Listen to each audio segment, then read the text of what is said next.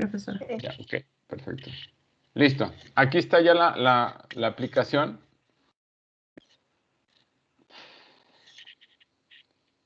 Y ahorita lo que vamos a hacer es, esta es una aplicación para audio, pero pues hay ciertas cosas que quiero que vean que de cosas que vamos a poder hacer con el conocimiento que obtengamos de la clase. Entonces, lo primero que quiero que hagan es que vayan a donde dice generar y van a generar un tono.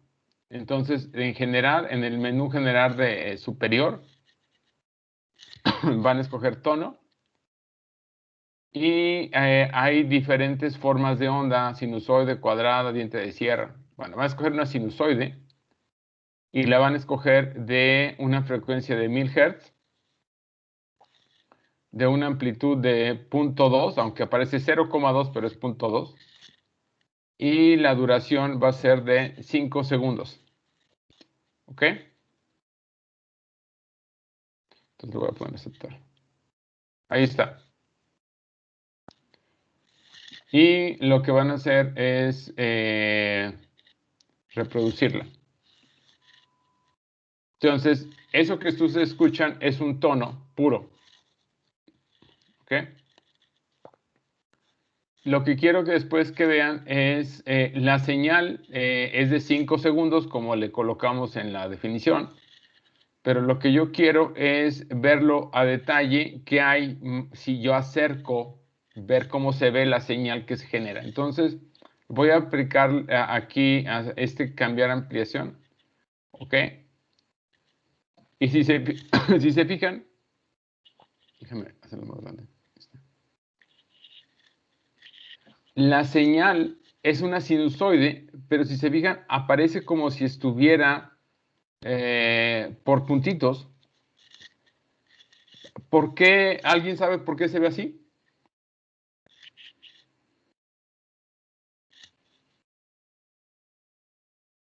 ¿No? Bueno. Porque es digital. Dos cosas. Es discreta y digital. Cuando ustedes voltean del lado izquierdo, aquí hay un numerito que dice 44.100 Hz. ¿Ok? Este 44.100 Hz es la frecuencia a la que ustedes están tomando muestras de la señal. La señal, el tono, está generado de forma discreta en el tiempo, que es lo que vamos a analizar en clase. ¿Qué quiere decir? Que por cada segundo de la señal hay 44.100 valores de la sinusoide. ¿Sale? Ese es un parámetro importante. Y el otro parámetro importante, abajo de 44.100 Hz, ¿qué dice?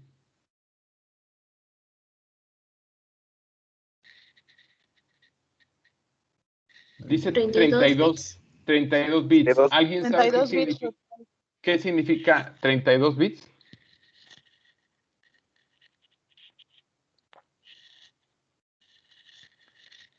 En el rango de aquí de 1 a -1, 32 bits quiere decir que hay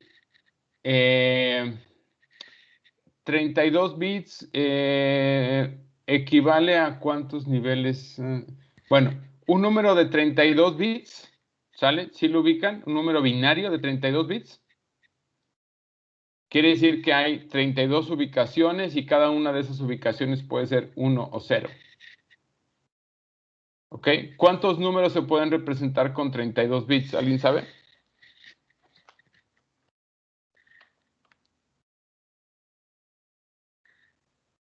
Es 2 a la potencia 32 menos 1. Vamos a hacer el cálculo.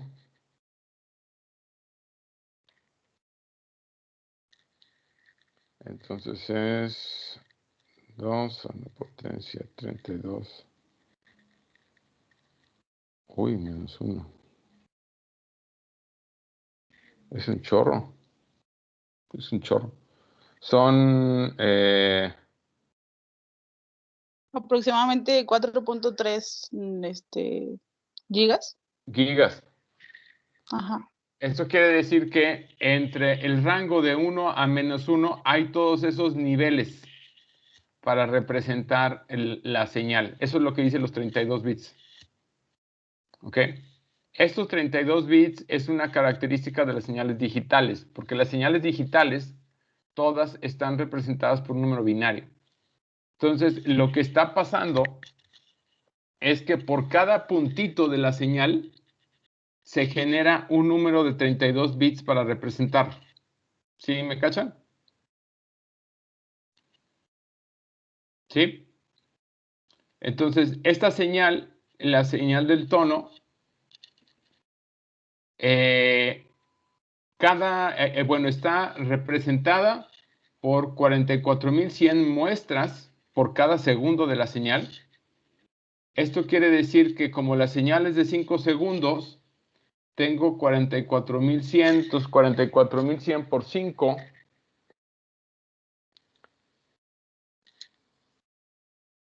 Esto quiere decir que hay como 220.000 muestras en la ventana de tiempo que genere de mi tono. ¿Sale? Y cada uno de esas 220.500 muestras que se generaron están codificadas como un número binario de 32 bits. ¿Me siguen? Sí. ¿Sí? Sí. Ok. Bueno, aquí voy a regresarme a la señal. Por eso se ve tan densa la señal. ¿Sí me cachan? Por eso no se alcanza a ver la sinusoide. Aparte, porque es una frecuencia alta, 1000 Hz, pero también porque tienen muchos datos. O sea, aquí en esa ventana de 0 a 5, les decía que hay 220.000 valores de la señal sinusoide. Ok. Bueno, una de las herramientas básicas en procesamiento digital es tratar de observar la señal no en el dominio temporal, sino muchas cosas podemos relacionarlas con el dominio de la frecuencia. Entonces, uno de los estudios, bueno, de las herramientas básicas en procesamiento digital es poder visualizar el contenido de las señales en este dominio alterno que es el dominio de la frecuencia. ¿Qué herramienta es la que ustedes han visto para generar la información en frecuencia de una señal en tiempo? ¿Se acuerdan? Laplace. El transformado de Fourier. Fourier. Exacto, es Fourier. En este caso, tenemos que aplicar una herramienta basada en Fourier, pero que está enfocada hacia señales que están discretas, o sea, que están vistas en puntos específicos, ¿ok? Y la herramienta es la transformada de Fourier en tiempo discreto, más en específico la transformada discreta de Fourier y la transformada rápida, ¿sale? Si yo quisiera ver el contenido en frecuencia de esta señal de 5 segundos, yo me puedo ir a donde dice analizar. ¿Sale? ¿Sí? ¿Ya están ahí? Y luego donde dice analizar espectro. Ah, sí.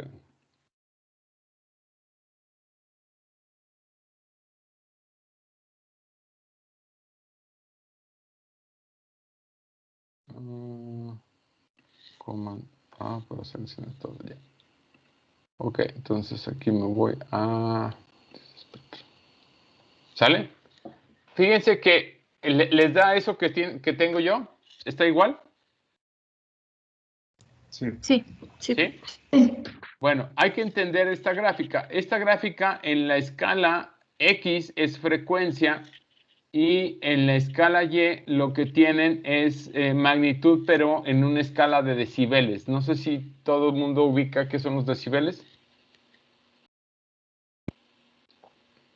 Es una escala que está basado en el logaritmo del valor, por eso cuando el valor es menor a la unidad, por eso les da valores negativos por el logaritmo. Pero bueno, ahorita no me centro en eso.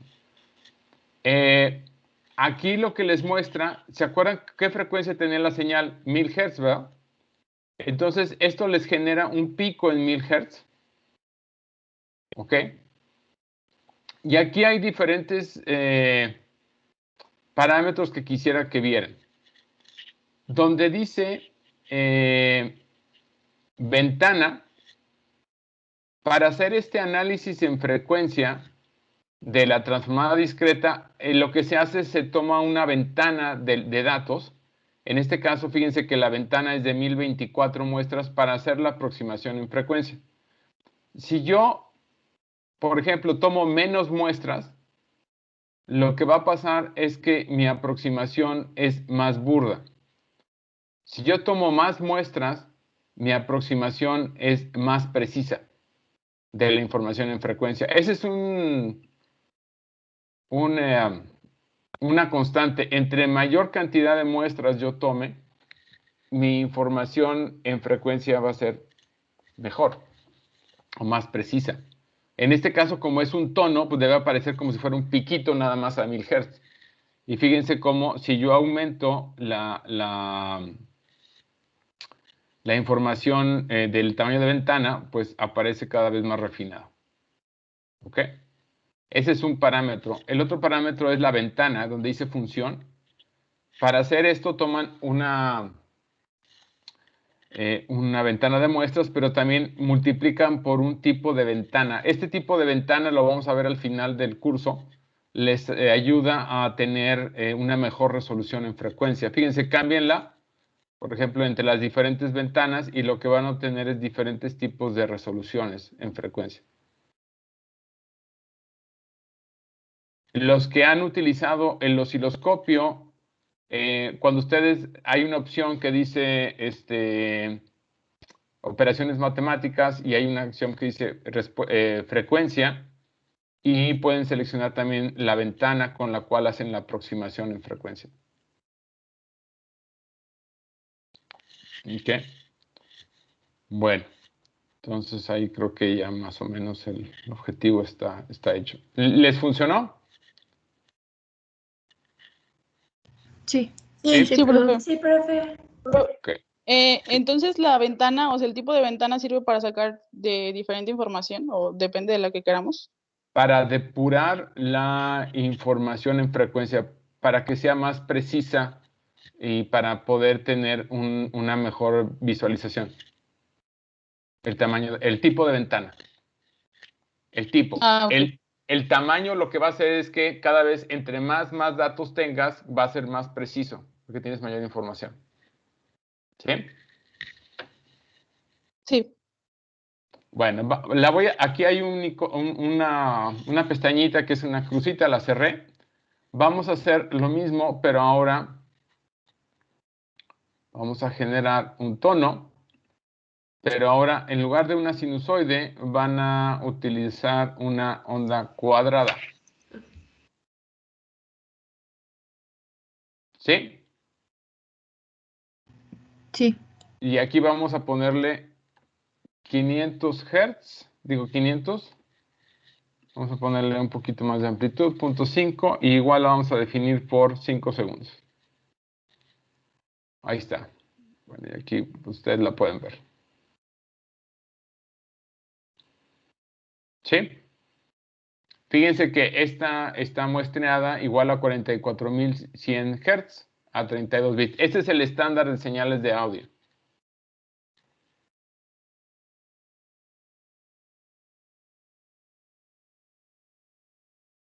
Okay.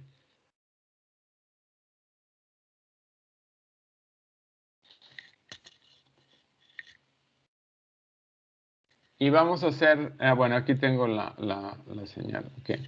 Vamos a analizarla igual en espectro. Ok, y aquí vamos a ponerle... Ouch. Esta era la de...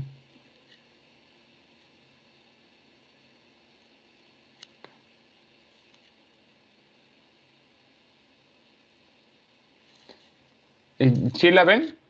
¿Les da esto que tienen aquí? Sí. Sí. Sí, profe. Ok. Bueno, aquí hay que entender por qué les da esto. Fíjense que la escala en X es una escala logarítmica. Entonces, cuando ustedes mueven la crucita, les va a aparecer la información de dónde está el puntero. ¿Sí lo ven? Entonces, si se fijan, la frecuencia y el componente de más alta amplitud, ¿a qué frecuencia está?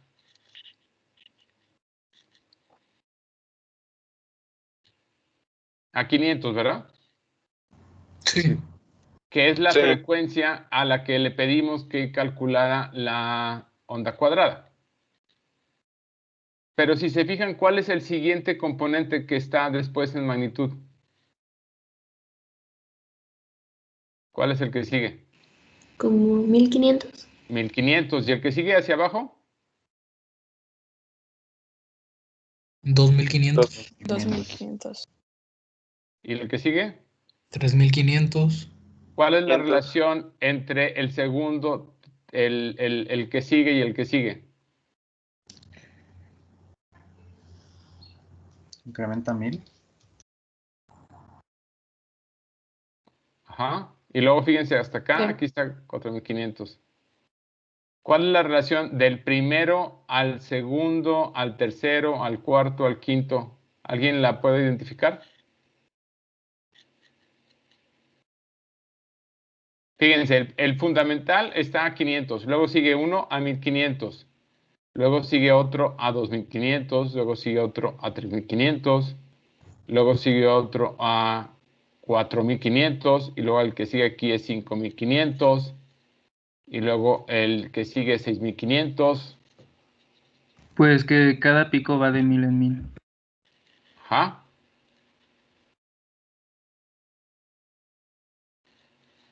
¿Sí lo vieron? Sí. Sí. Fíjense, si yo tengo 500, ¿qué entero tengo que multiplicar para que me dé 1500 por 500? 3, ¿verdad? ¿Sí? Si a 500 lo multiplico por 3, 1500. Ujú. Si a 500 lo multiplico por 5, 2500. 2500. Si a 500 lo multiplico por 7, 3500. 500. Y si a 500 lo multiplico por 9, 4500. multiplico por 11, 5500. 500. ¿Ya encontraron el patrón?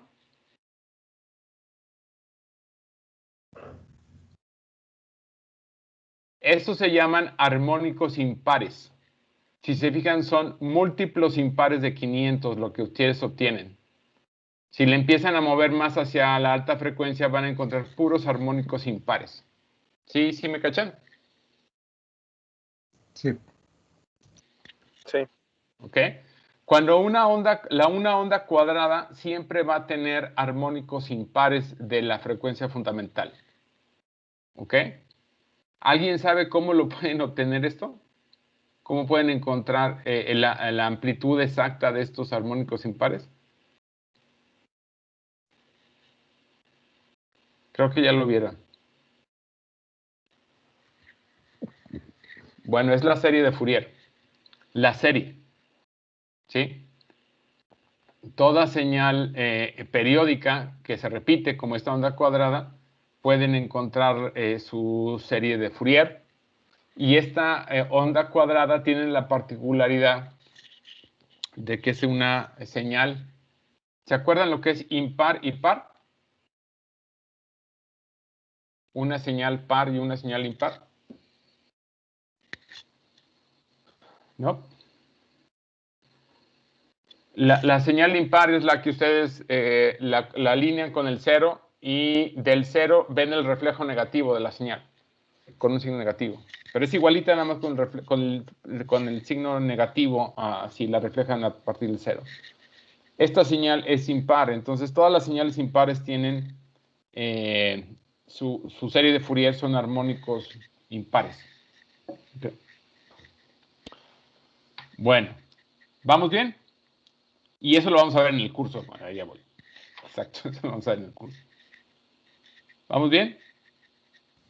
Sí, profe. Sí, profe. Sí, todo. Sí. Bueno, vamos Sí. a cerrar aquí esta y vamos a ver otra señal. Entonces aquí generar. Vamos a ver la que dice chirp.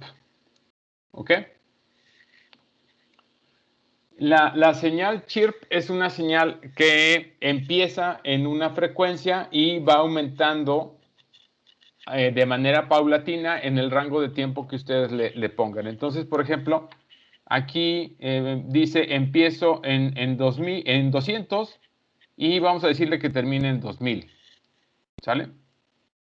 Y empieza en amplitud de 0.8 y termina en 0.1, una interpolación lineal. Y vamos a decir que esto lo va a hacer en 5 segundos para que no tarde mucho. ¿Ok? Entonces empieza en 200, termina en 2000. Va en 5 segundos, va de 200 a 2000. ¿Sí? Ahí está. Y va disminuyendo la amplitud. ¿Ok? Fíjense, traten de reproducirla y lo que van a ir es un tono que empieza grave y va a terminar muy agudo, o sea que termina en frecuencia alta.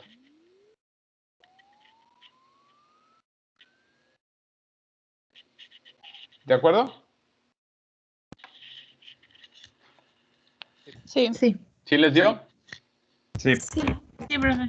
Este tono sigue estando a 44.100 Hz, o sea, hay 44.100 muestras, hay 32 bits para codificar cada una de la muestra, pero esta señal, la frecuencia está cambiando, ¿sale? Porque le estamos diciendo que vaya de 200 a 2000, ¿ok? Cuando tenemos una señal que esté cambiando su frecuencia, ya no podemos utilizar la transformada discreta de Fourier o la transformada rápida para analizarla, porque la señal cambia su frecuencia, ya la frecuencia no es estacionaria. ¿Ok?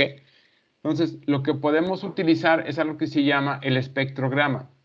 ¿Qué es el espectrograma? El espectrograma es una gráfica en 2 dimensiones, donde en el eje X tienes tiempo y en el eje Y tienes frecuencia. Y es como si estuvieras viendo cómo cambia la frecuencia en cada instante de tiempo. ¿Sí, sí me cachan? Sí. ¿Sí? Ok. Bueno, la ventaja de este paquete es que ya lo tiene integrado. Entonces, aquí donde dice pista de audio, pónganle vista múltiple. Y lo vamos a hacer más acá.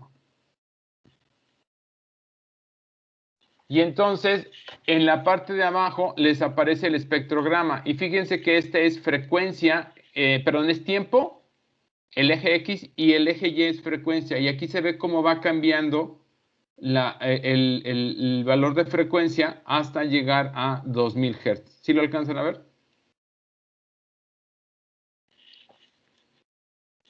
Sí. ¿Sí? ¿Qué es lo que se hace para generar esta gráfica donde se ve que es un incremento lineal de la frecuencia? Lo que hacemos es generamos en toda la ventana grandota, hacemos ventanitas. Y entonces, en cada ventanita hacemos la transformada de Fourier y luego movemos un poquito la ventana y hacemos otra vez la transformada de Fourier. Luego movemos así la ventana, otra vez transformada. Y entonces por eso se ven así como estas como que rizos, porque son en cada tamaño de ventana más pequeño, voy haciendo el análisis en frecuencia. Y eso se llama el espectrograma. ¿Ok? Y es muy útil cuando tienen señales para visualizar el contenido en frecuencia de una señal que varía el contenido en frecuencia. ¿Ok?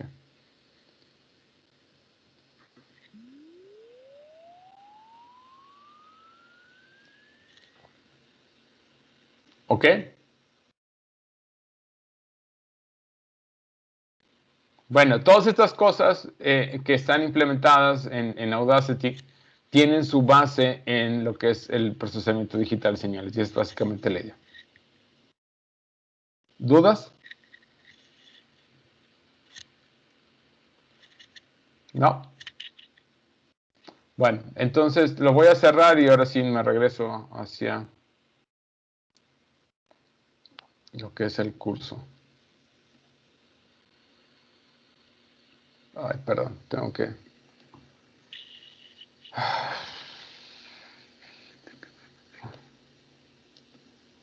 Tengo que abrirlo con Acrobat.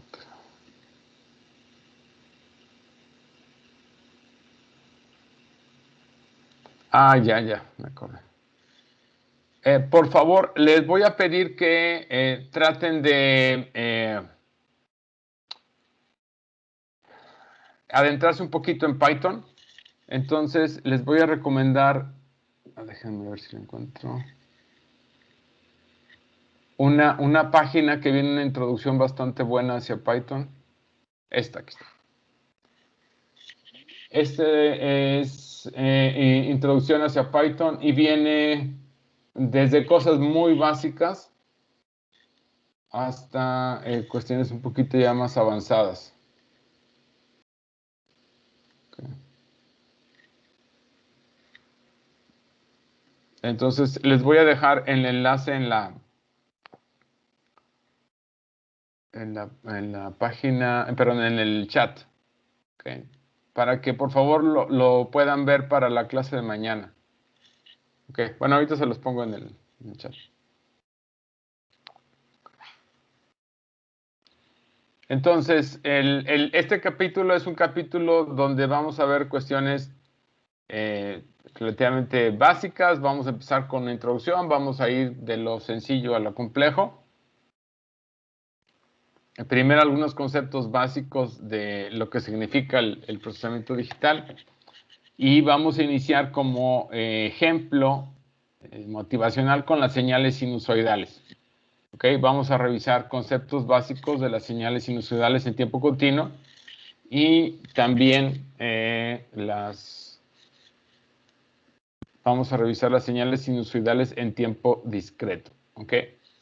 Y uno de los temas básicos es cómo se hace la conversión de una señal analógica a una señal digital y de una señal digital a una señal analógica, y eso nos va a llevar a lo que se llama el teorema de muestreo. ¿Sale? Una de las primeras preguntas que vamos a tratar de responder es si yo tengo una señal analógica y la quiero pasar al dominio digital o discreto, ¿qué tan rápido tengo que muestrarla? ¿Qué tan rápido tengo que tomar muestras de ellas? Y la respuesta es, pues depende qué tan rápido cambia la señal. ¿Okay? Imagínense que ustedes tienen una señal de un electrocardiograma y esa señal la quieren pasar a la computadora para hacer un análisis de la señal. Entonces tienen que ver cuántas muestras por segundo toman del electro. ¿Sale? Entonces este teorema de muestreo les dice cuál es la frecuencia mínima que deben de utilizar para tener una buena reconstrucción. Y el último tema es cuantización de señales continuas. Por ahí veíamos en el ejemplo que se utilizaban para señales de audio 32 bits.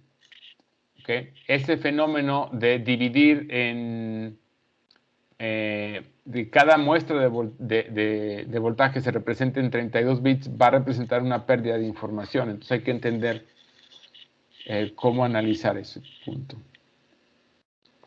Bueno, entonces, si hay alguna duda me detienen, no hay problema. Bueno, entonces, una señal para nosotros va a ser alguna cantidad física, ¿ok? Que, digamos, está cambiando con el tiempo. ¿Okay? En general puede cambiar con el tiempo o también puede cambiar con el espacio o también puede cambiar con respecto de alguna otra variable. ¿Sí?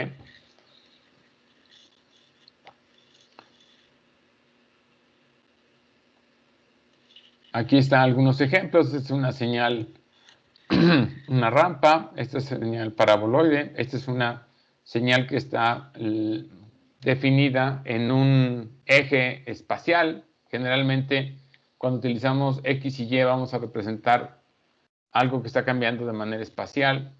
T es algo que con tiempo, con T representa tiempo. Esta es una señal que es una suma de sinusoides donde las amplitudes están cambiando o pueden cambiar con el tiempo, su frecuencia y sus fases también. Ustedes tienen el voltaje que les da el suministro eléctrico. Esa es una señal, es una señal que podemos medir. ¿Ok? También podemos tener la radiación solar que está incidiendo sobre un panel. Esta es otra señal que está cambiando con el tiempo. Pueden también tener una imagen satelital. Esa imagen satelital está cambiando, pero con el espacio. Pueden también tener un electrocardiograma o pueden tener un encefalograma, un electroencefalograma. ¿Ok? Bueno, todos esos son señales. Y dentro de las señales vamos a visualizar dos tipos. Las señales analógicas son aquellas que están cambiando de manera continua con su argumento. ¿Sí? Por ejemplo, un electrocardiograma es una señal analógica, un electroencefalograma, una señal de electromiografía también es una señal analógica. La contraparte es una señal discreta. ¿Ok? Una señal discreta es aquella que está definido en intervalos particulares o se está evaluando en intervalos particulares. Y generalmente son intervalos que están siempre a la misma distancia. Le llaman intervalos equidistantes. Ahora, fíjense, tenemos señales analógicas cuando el argumento cambia de manera continua, discretas cuando estamos viendo el argumento en instantes particulares, y tenemos digitales. Las señales digitales son aquellas que están visualizadas en ciertos intervalos de su argumento particulares, pero también el rango de valores que puede tomar cada una de esas muestras es finito. ¿Sale? Entonces, por favor, cáptenme bien la diferencia entre señal analógica, señal discreta y señal digital. ¿Sale?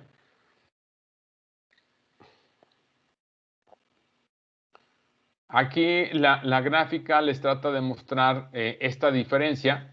Aquí tenemos una sinusoide que es donde su argumento cambia de manera continua. Tengo el equivalente discreto, donde estoy viendo la sinusoide, pero a intervalos particulares de tiempo, que eso representa la bolita, cuando estoy viendo la sinusoide. Y la señal en rojo es la sinusoide discreta, pero con una representación digital. Esto quiere decir que las muestras no pueden tomar un valor infinitamente preciso, sino que hay una resolución. ¿Sale? Imagínense que, vamos a suponer, esta muestra de aquí. Vamos a poner esta muestra. Esta muestra debe de ser, vamos a poner aquí es, no sé, 0.75843. Bueno, resulta que yo nada más puedo definir, en este caso, 0.8. Entonces, cuando yo la paso al dominio digital, en lugar de ser 0.853, entonces se va a quedar en 0.85. ¿Sale? Por el efecto de los niveles que tengo definidos en amplitud. No sé si esta imagen les ayude a clarificar la diferencia entre analógico, discreto y digital, más o menos. Sí. Sí, profe. Sí. Ok. Bueno. Nosotros en el curso vamos a tener dos énfasis. Uno es, yo tengo una señal analógica, la llevo al dominio discreto, digital, y yo quiero analizarla, quiero ver cómo se comporta, qué información en frecuencia contiene, qué particularidades tiene la señal que estoy discretizando o digitalizando. ¿Sale? Esa es una. La otra vertiente es, yo tengo una señal que la discretizo y después yo la quiero procesar. La quiero procesar para extraer cierta información de ella o para modificarla de una cierta manera. ¿Ok? Y para eso voy a utilizar un sistema que lo que va a hacer es manipular la señal para extraer la información que yo quiero. ¿Ok? Esa es la otra vertiente. Entonces, vamos a definir qué es un sistema. Es todo aquel dispositivo físico, ¿ok?, que genere una cierta operación o manipulación por una señal, sobre una señal. ¿Ok? Por ejemplo, yo puedo tener una señal de audio y lo que puedo hacer es tratar de atenuar el ruido en esa señal, entonces la paso por un filtro. El filtro lo que busca es reducir el efecto del ruido. ¿Sale? Entonces, el sistema es el atenuador de ruido. Por ejemplo, puedo tener un amplificador de audio. En este caso, la señal original necesito amplificarla para que pueda llegar a la bocina, digamos. Entonces, el sistema lo que hace es ese efecto de amplificar. Y bueno, ahí tengo diferentes ejemplos. Entonces, el procesamiento de señal son todas aquellas operaciones que me van o sistemas que van a procesar mis señales para tener básicamente un cierto fin de mejorar o resaltar características o extraer información. ¿Sí? ¿Alguien sabe lo que es un ecualizador?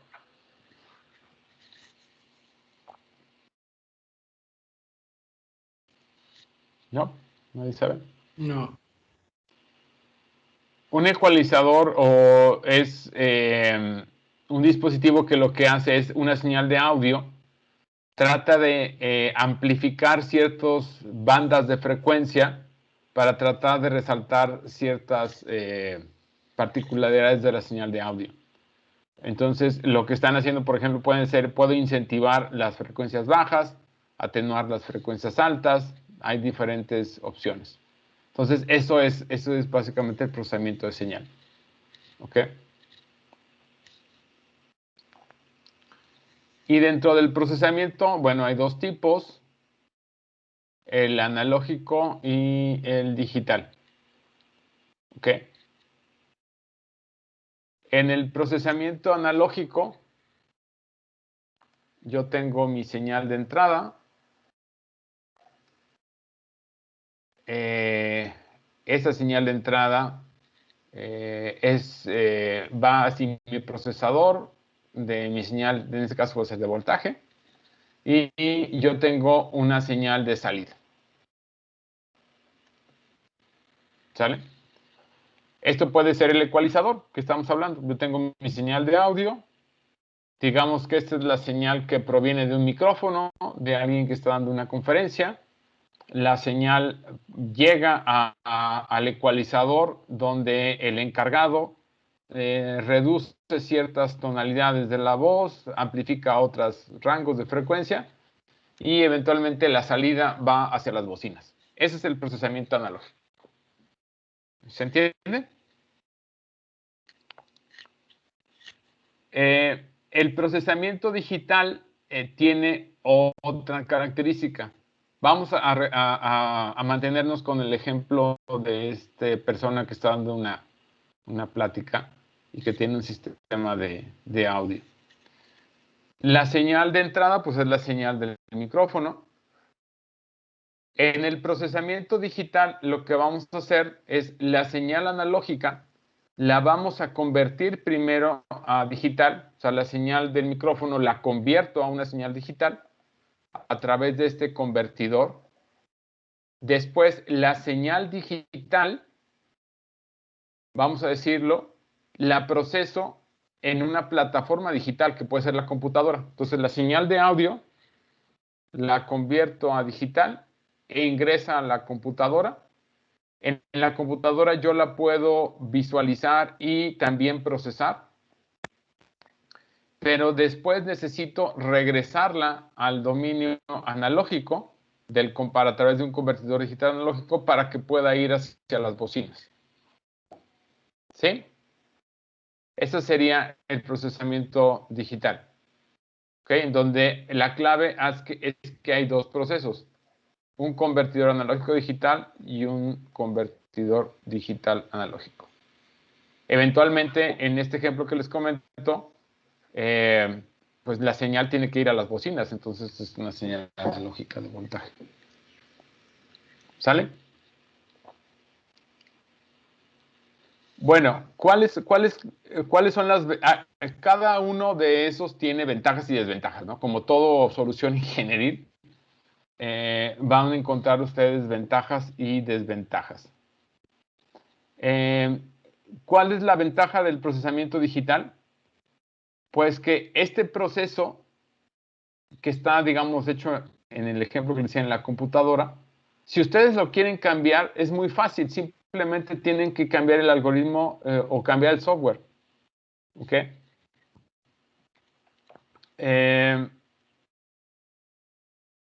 Eso puede ser muy ventajoso. ¿Por qué? Porque si ustedes tienen el procesamiento analógico y ustedes tienen, digamos, el ecualizador y quisieran agregar otro efecto, ya no lo pueden hacer. Tendrían que agregar otro aparato para que hiciera esa otra función y luego tendría que utilizar una mezcladora para mezclar las dos señales. Se vuelve mucho más, digamos, complicado el poder modificar este procesamiento que se genera aquí. La ventaja del procesamiento digital es que es muy flexible.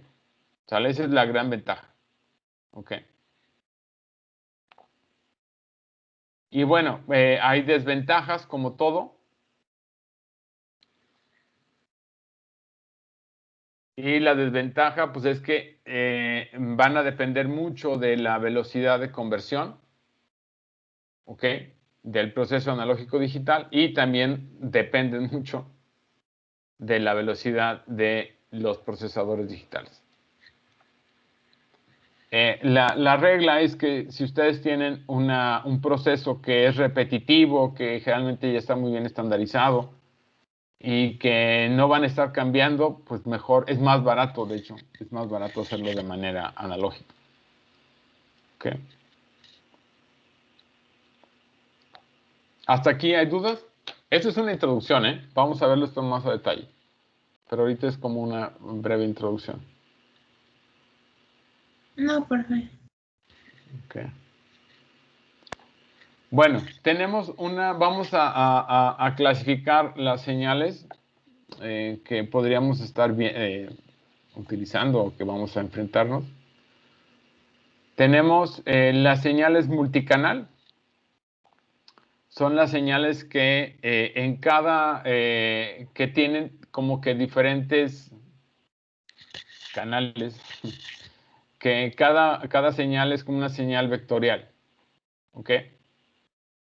Ejemplos, pues podemos tener los acelerómetros. Los acelerómetros lo que hacen es medir aceleración, asociado también con fuerza. Y los acelerómetros 3D lo que hacen es que miden esta aceleración o esta fuerza en tres ejes que están asociados con, sí, digamos, direcciones independientes. Entonces, la señal, pues es una señal, una función vectorial. Un giroscopio también es una señal multicanal.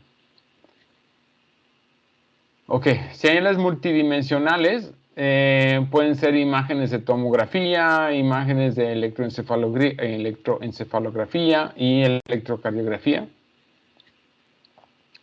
Podemos tener señales continuas analógicas, ya habíamos hablado. Por ejemplo, un sensor de presión es una señal continua o analógica, un sensor de temperatura. Podemos también tener señales discretas que están tomadas en instantes particulares. Por ejemplo, la temperatura media por día. Es una medición que les da el promedio durante cada día. ¿Okay?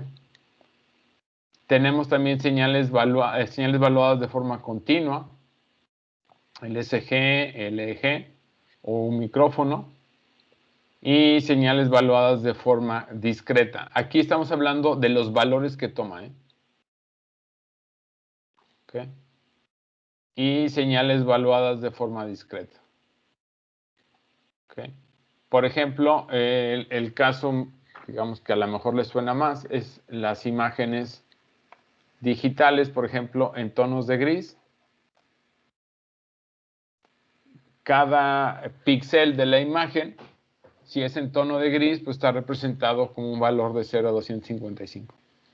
¿Okay? Entonces, los valores que puede tomar cada píxel pues están entre 0 y 255. ¿Okay? Las señales RGB también son iguales. Son de 0 a 255 cada píxel, pero bueno, cada píxel tiene la componente en rojo, en verde y en azul. Y finalmente tenemos una clasificación en señales deterministas o y señales aleatorias. Okay.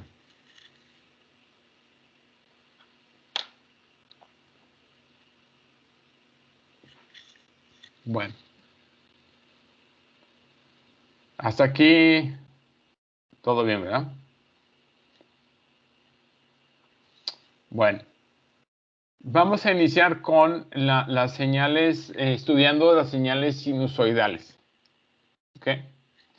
Entonces, una señal sinusoidal tiene esta forma. ¿Ok? Donde omega mayúscula representa lo que se conoce como la frecuencia angular. Y esta frecuencia angular está dada en radianes por segundo. ¿Ok? Y la frecuencia angular se representa como 2pi por la frecuencia en hertz. ¿Okay? La frecuencia en hertz, esto equivale a cuántos ciclos por segundo.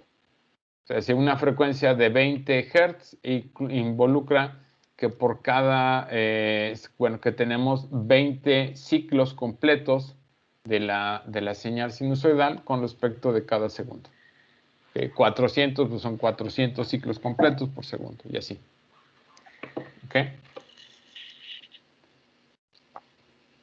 Bueno. ¿Qué propiedades tienen estas señales oscilatorias en el tiempo continuo?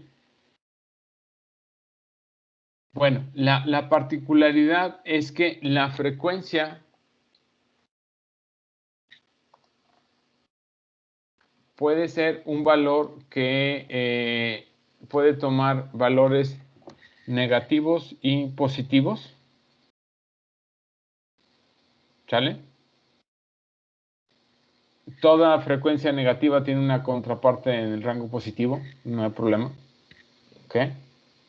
Y para cada valor de la frecuencia, la sinusoide que se genera va a ser periódica. Eso quiere decir que para cualquier valor de f, esto se va a estar repitiendo. ¿Ok? Y el periodo de esa repetición, o sea, el tiempo que le toma la repetición es 1 entre la frecuencia. Esto quiere decir que si yo tengo una frecuencia alta, el periodo de repetición es chico y viceversa. Si yo tengo una frecuencia baja, esto quiere decir que el periodo en el cual se repite la onda va a ser largo. ¿Ok? Esto parecería muy trivial, pero no aplica en el caso de sinusoides discretas. Nada más el punto es que puedan comparar. ¿Ok? ¿Cuál es el otro punto importante? Si yo aumento la frecuencia, se incrementa la tasa de oscilación. Es decir, se incrementa cuántas oscilaciones tiene por segundo. No debe haber problema. ¿Sale? ¿Sí? ¿Estamos de acuerdo? Sí. Sí, profe. Sí, profe. Ok, entonces aquí hay un ejemplo en el que tienen una señal sinusoide, tiene una cierta fase, que es el parámetro teta, tiene una cierta frecuencia. ¿Ok? Y aquí es la señal cuando incrementamos la frecuencia. Entonces,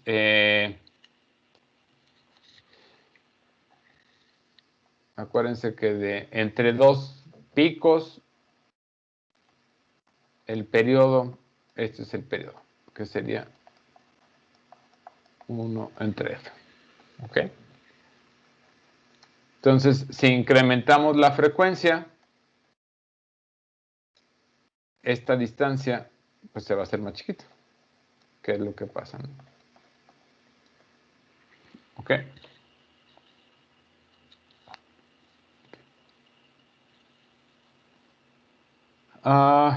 ¿Qué más? Tenemos también la identidad de Euler. ¿Ok? ¿Se acuerdan de la identidad de Euler que les dice E a la J alfa es coseno de alfa más J seno de alfa?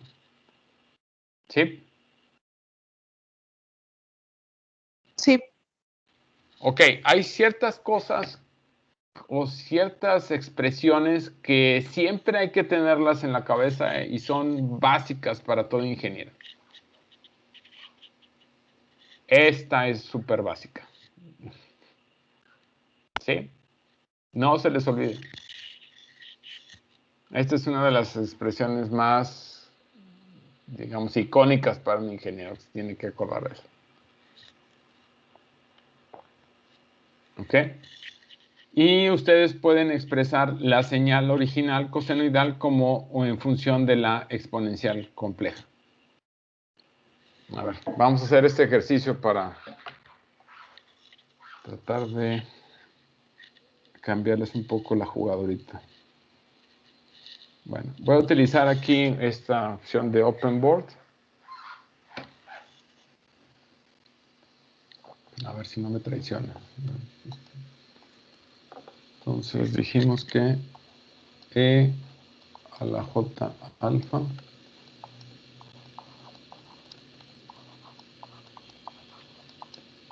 ¿se alcanza a ver? Sí. Sí. Sí. ¿Sí? Sí.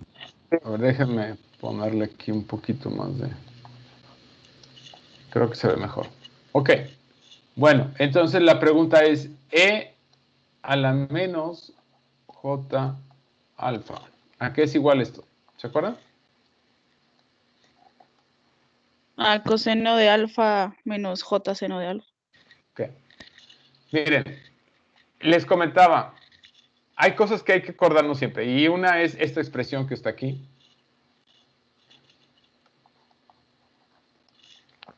Y a partir de ella, lo que sigue lo pueden reproducir a través de operaciones básicas. Si ustedes no se acuerdan, E a la menos J de alfa, ¿a qué es igual? Lo único que hacen es extrapolar y decir, a ver, pues esto es coseno de menos alfa más J seno de menos alfa. ¿Sí, verdad? Ahora, el coseno es una función par. Esto quiere decir que coseno de menos alfa es igual a coseno de alfa. Y ustedes tienen que la función sinusoide es, al contrario del coseno, es impar. Entonces esto es menos. ¿De acuerdo?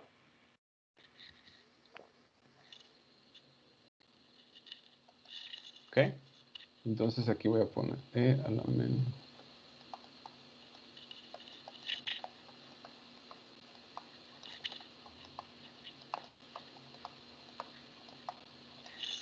Ok.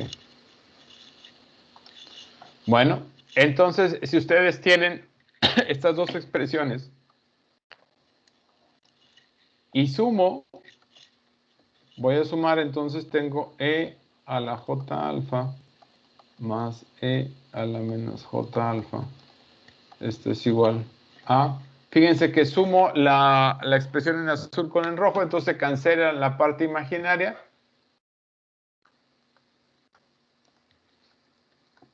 Y si se fijan, aquí ustedes pueden obtener que coseno de alfa es E a la J de alfa.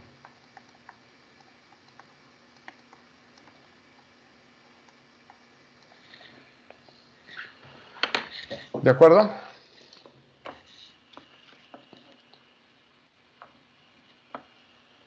Sí. ¿Sí, muchachos?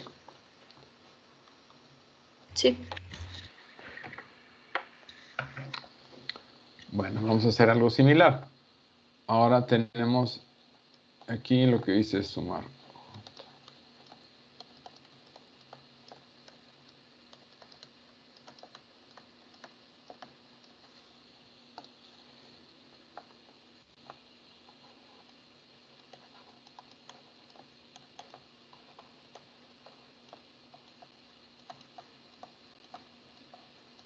Ahora lo que voy a hacer aquí es restar.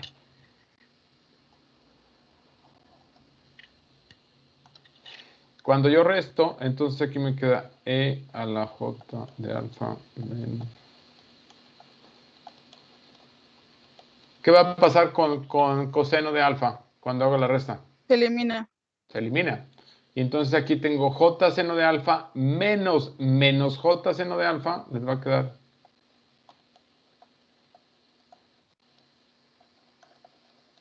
Entonces, de aquí ustedes pueden despejar. Ah, perdón.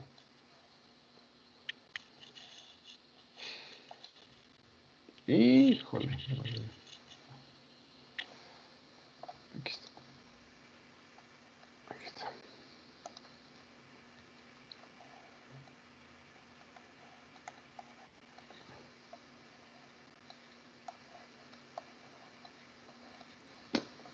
¿De acuerdo? Estas dos expresiones Sí. también hay que tenerlas relativamente presentes. ¿De acuerdo? ¿Se entendió? Y fíjense que todo sale de la primera, de recordar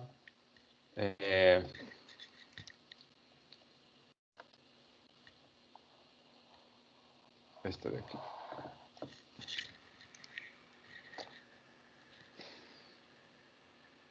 Eso lo vamos a utilizar mucho, ¿eh? Entonces, por eso lo quise hacer con detalle. Estas expresiones las vamos a utilizar bastante.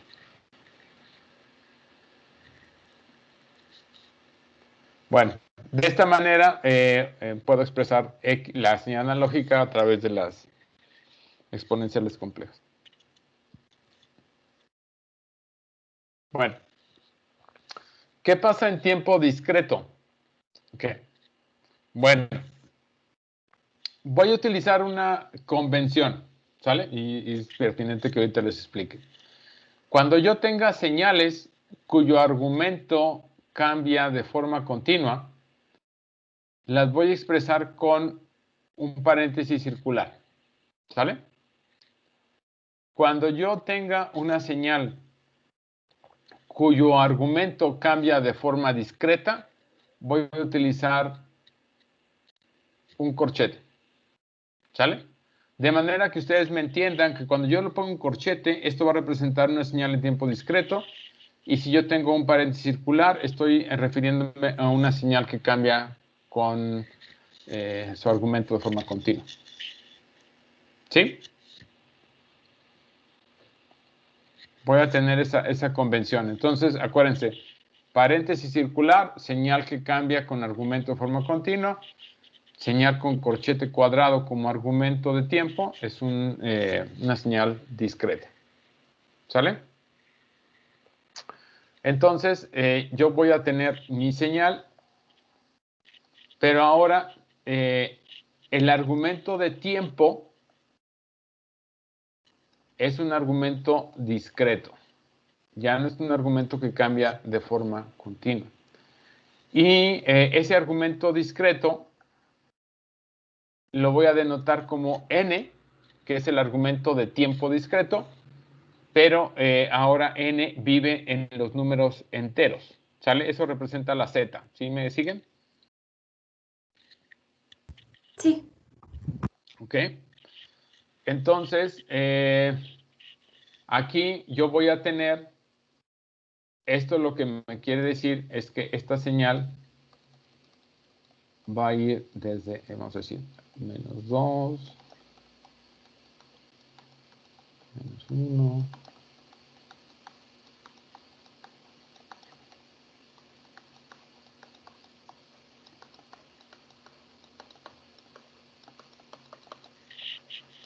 ¿Sale?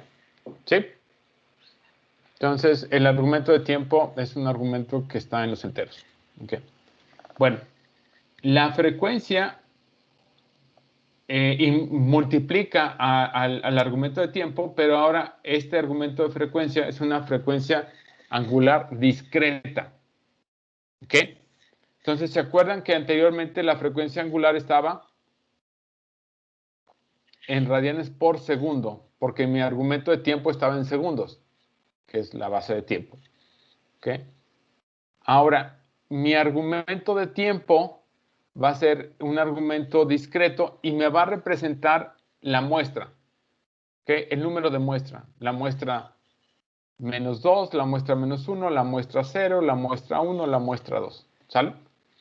De esta manera, la frecuencia angular discreta, su unidad son radianes por muestra. ¿Ok? Y la frecuencia discreta ahora van a ser ciclos por muestra. Ya no eran ciclos por segundo. ¿Sale? Hagan la comparación. Ahora van a ser ciclos por cada muestra. ¿Sale? Y se acuerdan que decíamos acá que el periodo es el inverso de la frecuencia y entonces como la frecuencia eran ciclos por segundo, el periodo que me representaba.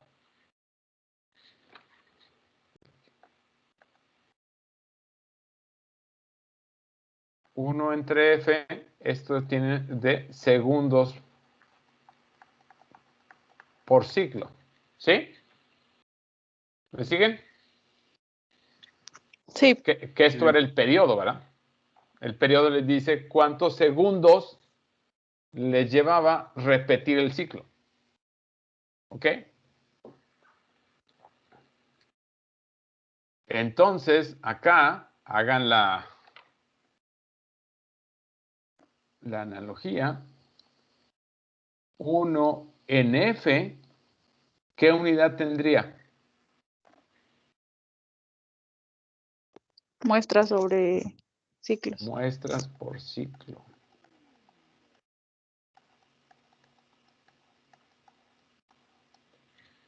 ¿Sale?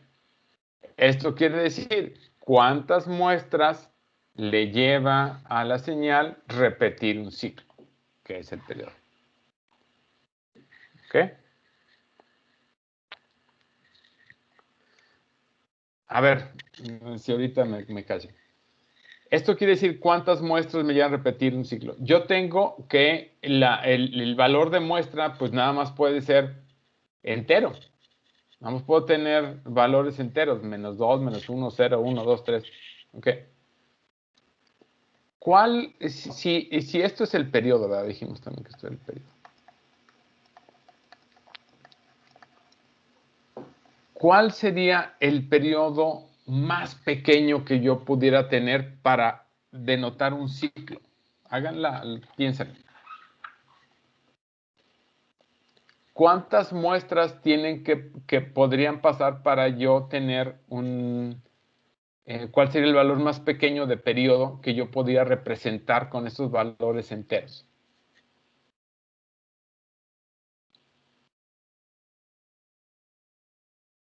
¿1? Fíjate que ¿qué es lo que si yo tuviera un periodo de 1, ¿qué querría decir? Que después de una muestra se repite. Si yo tengo algo que se repite después de una muestra, ¿qué forma tendría? Tengo un valor. A ver, chéquenle. A ver, piénsenle. Tengo un valor. Si ese valor se repite después de una muestra y se vuelve a repetir después de una muestra, se puede... ¿Una constante? Exacto. ¿Eso es una señal que está oscilando? No, porque No. es constante. Ok. ¿Qué pasa si yo le pongo un 2? 2 periodos por muestra. Digo, 2 muestras por ciclo. Ahí ya podría tener algo que podría tomar, digamos, uno, vamos a decir.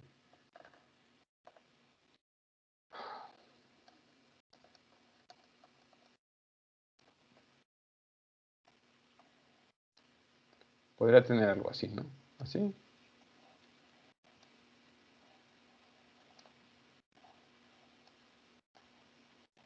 Esto tendría frecuencia, digo, periodo de 2, ¿no? Porque aquí quiere decir que hay 1, 2 muestras y se repite.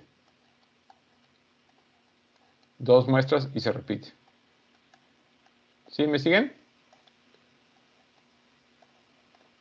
Sí. Ok.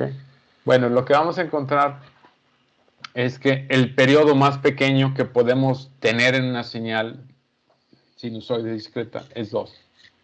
No puede haber otro periodo más pequeño. Porque si fuera un periodo de 1, pues es una señal constante. Constante positiva o constante negativa, lo que ustedes quieran, pero es constante. Entonces, el periodo más pequeño para una señal alternante en el ámbito discreto es 2. ¿Eso qué quiere decir? Que si el periodo más pequeño que yo puedo tener en una señal discreta es 2, ¿cuál sería la frecuencia más alta que puedo tener?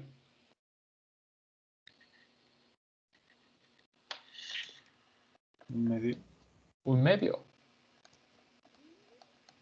Exacto, eso es lo que va a pasar.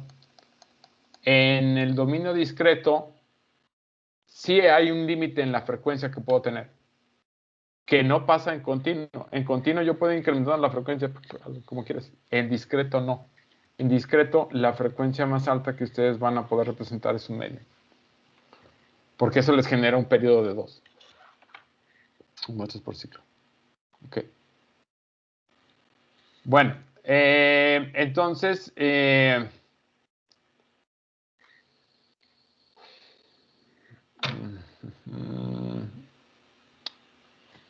ver, ya ahorita me quiero detener aquí. Lo que sigue, sí necesitamos hacer un tipo de desarrollo. Entonces, por favor, léanme esta parte.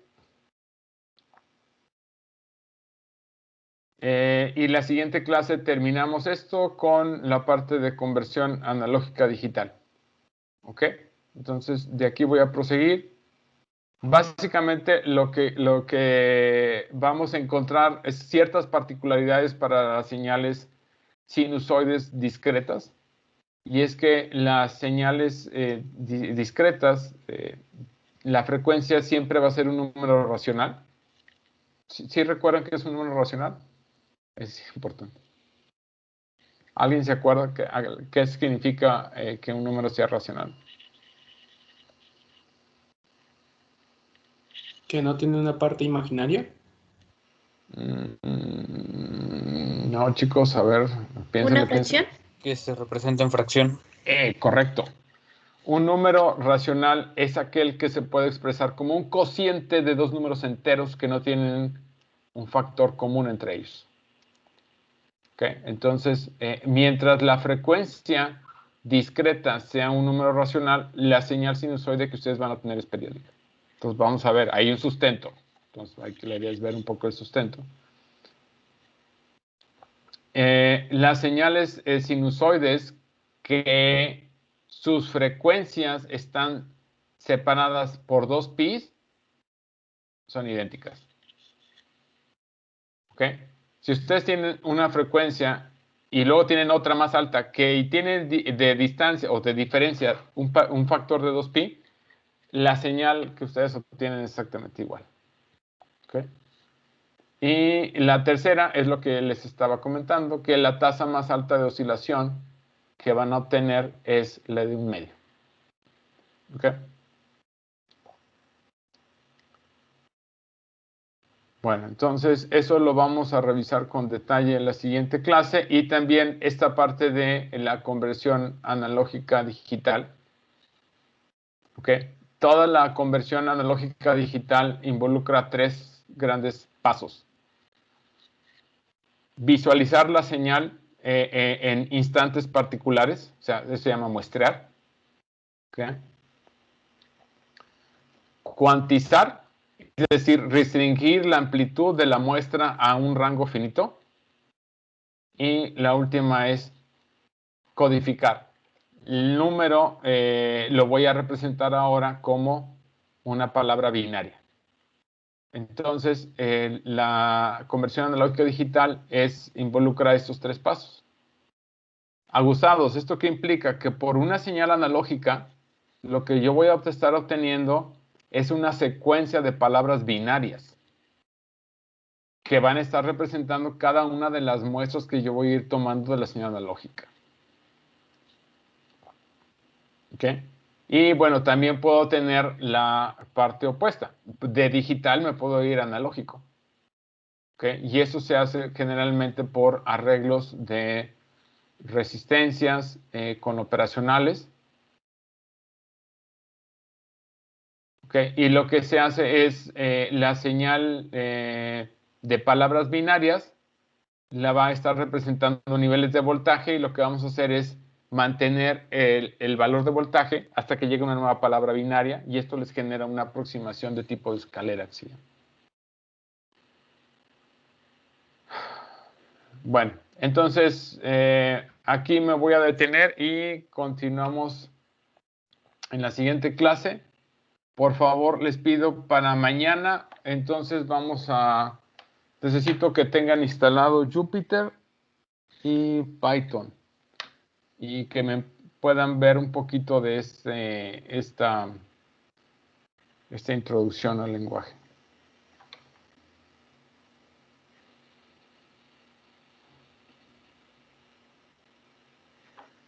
¿De acuerdo?